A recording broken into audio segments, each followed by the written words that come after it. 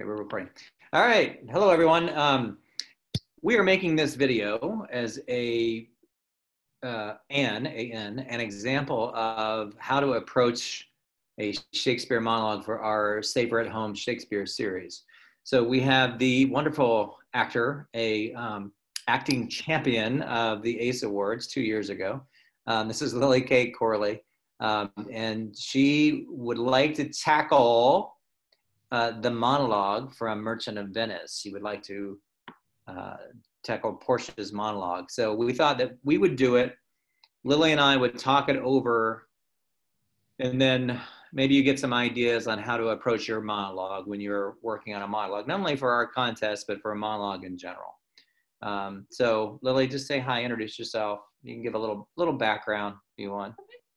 Hi, I'm Lily. I'm currently a student at Pellissippi State. I've been doing theater since I was about 12. I got introduced to Shakespeare my senior year of high school at the Knoxville Children's Theater and fell in love with it. And then actually through that met Jay and got to do the ACE Awards. And that was one of the most fun experiences I've had. So I'm excited that y'all get to kind of experience that for yourselves. Great.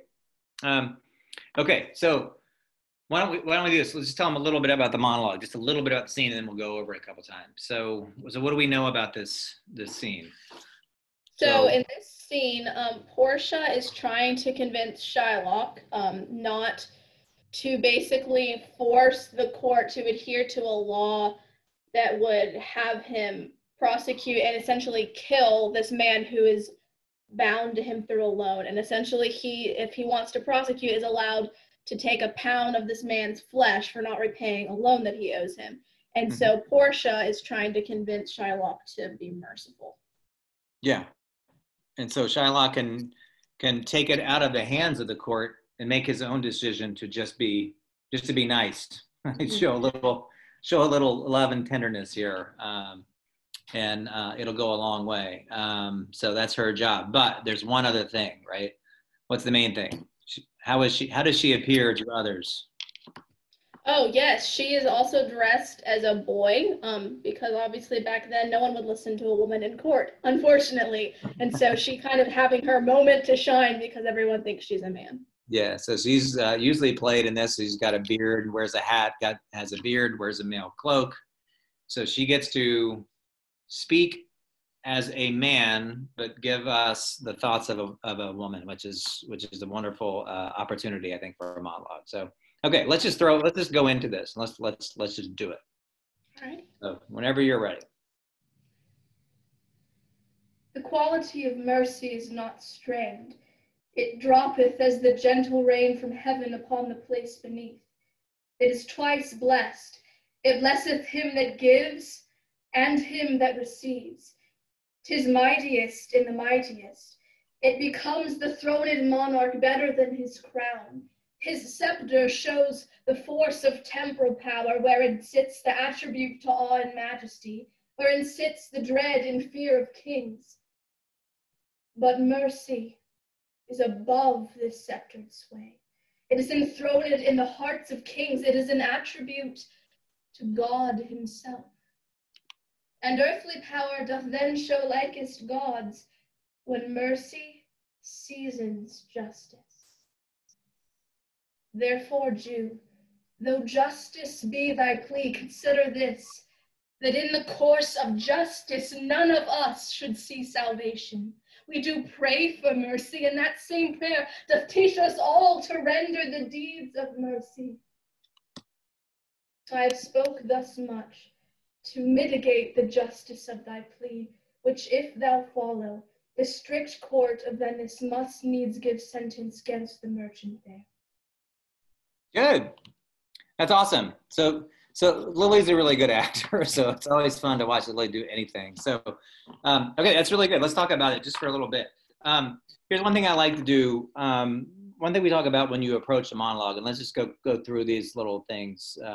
What we recommend, the questions that you ask is, what am I saying, right? And that's the first question I always say. What am I saying in this monologue? What do the words mean? And do I understand what what each word means. I'm not going to be up there saying things that I don't know what they mean. So I think that's very important the first time you read a monologue. You clearly understand what you're saying. Who are you saying it to? So I'll let you answer that. Yeah, so I'm saying it to Shylock, someone that she doesn't know very well, but I think she has a pretty good idea of where he's coming from, and she's just trying to show him a different perspective. Yeah. Okay. So you're talking to Shylock. What do you want from Shylock? That's the question 3. So what am I saying? Who am I saying it to? What do I want? Or it's also known in acting terms as what is my objective? But what do you want from Shylock? My objective is to convince him to be merciful and not be so legalistic and stringent to the letter of the law. That's great. Yeah. And then the 4th question, most important question, and this, again, from a theater terms, goes into tactics, but how, so you know what you want, how are you going to go about getting it? What are the different ways you're going to go about getting it? And that's what flavors the monologue, which is, it can't just be one specific way. Like, I'm going to give him a 20-line speech, all just wanting one, I'm just going to try to nice him to death or whatever. Because, and then we want to see that it's not working. What you're saying is not working, so you have to try something different. If it worked after one line, it would work, and you wouldn't have to speak anymore. So, and you're doing that already. It's great. What you're doing is great. Let's try this just for fun. Let's take it. Do you know what he says right before, what is said right before this monologue starts? He basically says something about, like, why should I be merciful? Like, what reason is there? Yeah. So she says, so she does that, like, kind of one line. Well, show mercy. And he said, why? Why should I show mercy? So let's try this. And again, you're the kind of actor who can handle this on the spot. And this is what you, the actor at home, you want to work on. You want to, the more and more you go over this, the easier this gets, or the more it looks like you're about to do what I'm about to ask Lily to do on the spot, which is, let's say you weren't planning this speech, right? And that's what's kind of fun about Shakespeare. Take any speech in Shakespeare, and you want the audience to feel that you are discovering the words along with them. Like, it's not his speech. Like, again, we'll go with the most famous one, that's to be or not to be. If Hamlet comes out and does to be or not to be, like he's already thought this out, then it's not nearly as compelling as if he comes out and, like, you see him trying to figure out if he's going to kill himself or not kill himself, right? He's going through this, and he's sharing this moment with you of trying to decide what he's going to do. So let's just say that you thought, all right, you're going to lawyer him. You're going to say the right thing here, here, and here. And then you're going to say, okay, well, let's just show mercy and we'll all be home. We'll go home and everything will be fine. And what you see is you come up against the guy who, that's not good enough, right? So you have to think on the spot, on the fly, right? So that first line, when he says, I'm going to tell you exactly what he says. He says, Portia says, do you confess the bond? Antonio says, I do, which is, I guess I'm guilty. Portia says, then must the Jew be merciful? And Shylock says, on what compulsion must I? Tell me that. Meaning, why and who, by whose law or what reason in any way should I be merciful? So think of it. Yeah, that's basically what he's saying. So that first line, I think, let's come out with that first line that it's like, almost like with more like, I can't believe you just said that. Let's listen to me. Do you understand what we're talking about? And those things we were talking about before is, as we get into this speech, that she's basically saying, you can right now in this city, in Venice, for whatever reasons, right? And it's a bad constraint on both sides here. But they don't treat Jewish people very well at all. And what she's saying to him in this is that this would look so good. This would be a way to bring the Jews and the Gentiles together, the Jews and the Christians together. If they saw you be merciful, they'll think of your whole group of people just a little bit differently. And they can always point to this moment where Shylock the Jew was merciful to the merchant of Venice, to Antonio the Christian. And why wouldn't you want this? And so let's more like, I want to see just a little bit more from you, Lily, just for fun here, on just the whole, like, I can't believe we're having this conversation. Like, this is a very simple thing for you to do. It's a win-win for everybody. And we've offered you money. You're going to get something. You're going to get way more than you would have bargained for. You know, you're going to get tons of money, and instead you want just 1 pound of flesh. Right now, he has his reasons for that.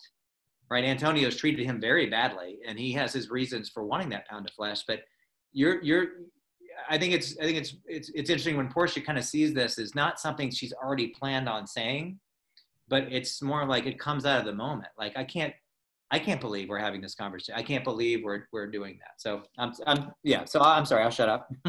let's play with that. Like, the first thing. So you go back there. You go back. Hold on. I'm going to get that exact line. I'm going to feed you the line. Okay. I want you to say, then must the Jew be merciful? I'm going to say, on what compulsion must I? Tell me that. Okay. Then must the Jew be merciful. On what compulsion must I? Tell me that. The quality of mercy is not strained. It droppeth as the gentle rain from heaven upon the place beneath. It is twice blessed. It blesseth him that gives and him that receives. 'Tis mightiest in the mightiest. It becomes the throned monarch better than his crown. His scepter shows the force of temporal power, the attribute to awe and majesty wherein doth sit the dread and fear of kings. But mercy is above this sceptred sway. It is enthroned in the hearts of kings. It is an attribute to God himself. And mankind doth then show likest gods when mercy seasons justice. Therefore, Jew, though justice be thy plea, consider this, that in the course of justice, none of us should see salvation. We do pray for mercy, and that same prayer doth teach all of us to render the deeds of mercy. I have spoke thus much to mitigate thy plea, which if thou follow, this strict court of Venice must needs give sentence against the merchant there. Yeah. So see how that feels? Like it's more of a reaction to what he's saying as opposed to a set speech that you've already written down and planned out, which is ironic because lawyers a lot of time, I think, you know, that's kind of like her closing argument, but then she has more closing arguments later, which a typical lawyer would rehearse their closing argument, right? They get to plan it out, map it out, write it out, rehearse it, stand in front of a jury and say this, but this is more of a reaction. You kind of think like, all right, we're going to talk this out as just civil human beings. And yeah, that was great. Okay, wonderful, Lily. That was great. All right, let's sit down. Let's try a different way. We want to do it just a little bit different.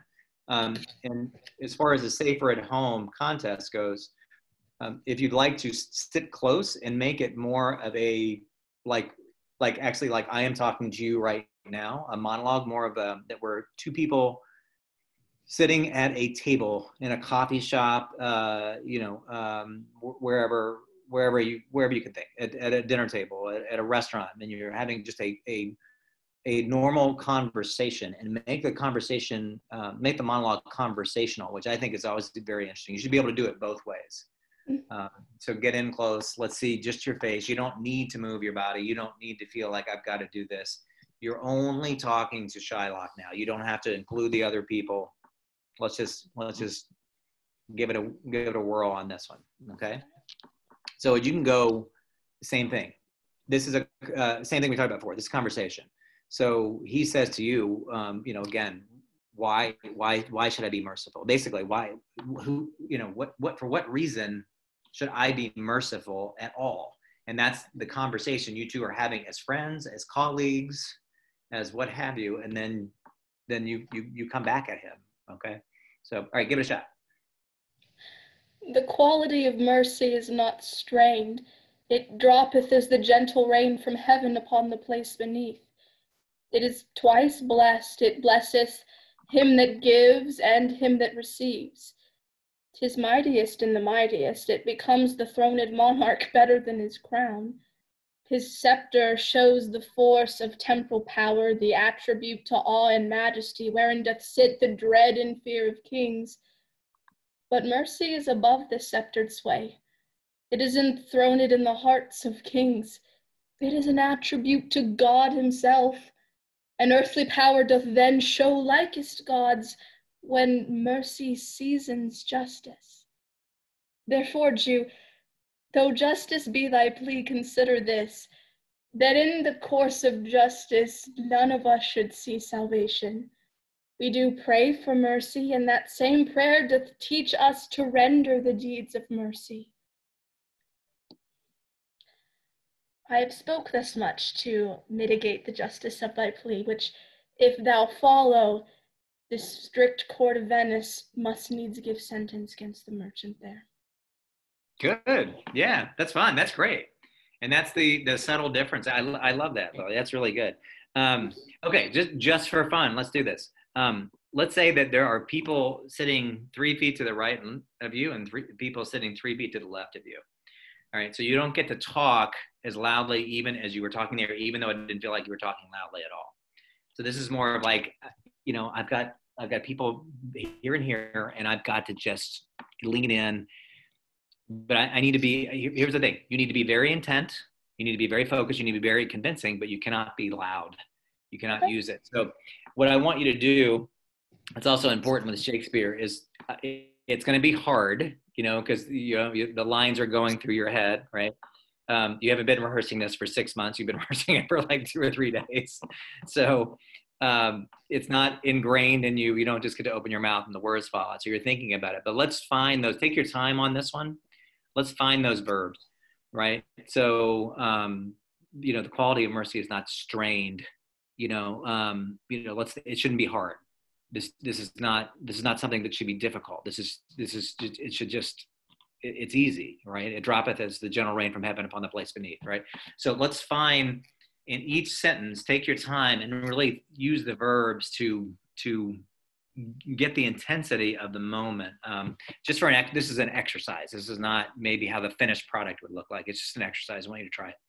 All right. So again, people are sitting close by.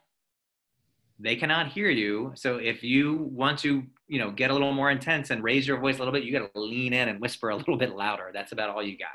Just for fun. This is for fun. Okay. Push my computer closer. The quality of mercy is not strained. It droppeth as the gentle rain from heaven upon the place beneath. It is twice blessed. It blesseth him that gives and him that receives. It is mightiest in the mightiest. It becomes the throned monarch better than his crown. His scepter shows the force of earthly power, the attributes to awe and majesty, wherein the dread and fear of kings. I'm messing up all the lines. I'm so sorry. This is what happened. That's perfectly fine. Wherein does sit the dread and fear of kings. Yeah, so it's perfectly fine. When you have to rethink it, that's what happens. Lines go first thing. Don't worry. Okay, let's just come up from there. His scepter shows the force of temporal power, the attribute to awe and majesty, wherein doth sit the dread and fear of kings. His scepter shows the force of temporal power, the attribute to awe and majesty, wherein doth sit the dread and fear of kings. But mercy is above this sceptred sway. It is enthroned in the hearts of kings. It is an attribute to God himself, and earthly power doth then show likest God's, when mercy seasons justice. Therefore, Jew, though justice be thy plea, consider this, that in the course of justice none of us should see salvation. We do pray for mercy, and that same prayer doth teach us to render the deeds of mercy. I spoke thus much to mitigate the justice of thy plea, which if thou follow this strict court of Venice, must needs give sentence against the merchant there. Good. That's really good. Yeah, how does that feel? Like when you get close and intimate, and it's just right there, and it just becomes about the words. Yeah. You don't get to act it out. You don't get to show, and you don't get to do this and be, as we talked about with Hamlet, right? Yes. You don't get to call the air, right? No, Yeah. I should not saw the air thus. I get to, Yeah. but use all gently, right? And that's what Hamlet says in the advice to the players. That's what you're doing there. That's I love that, and it's funny because you made me hear it, and I hadn't really thought about it, but it's funny when you think of the line and earthly power doesn't show like as God's when mercy seasons justice. And it's like, all right, justice is the dish, it's the course, but mercy is the salt we put on it, right? And it doesn't taste good if there's not mercy on that. And I don't think I've ever really heard it that way before, just in that little intimate way, And of course, what does season mean? It's seasoning. It's like salt, right? Mm-hmm. So yes, we all want justice. Justice is the only thing that's fair, right? But put a little bit of mercy, sprinkle mercy on it at all times, and that's a better taste of justice, right? And that's what we got out of that. It was really good, Lily. It was great. Yeah. Okay, I think that's it. I think that's all we need to see from Lily. So take this as an example of what you're looking for when you're trying to do a monologue. Again, whether it's Shakespeare, whether it's any monologue. Play with it both ways. Play with it where you are, and record yourself, kind of like we get to do now in this world of quarantine.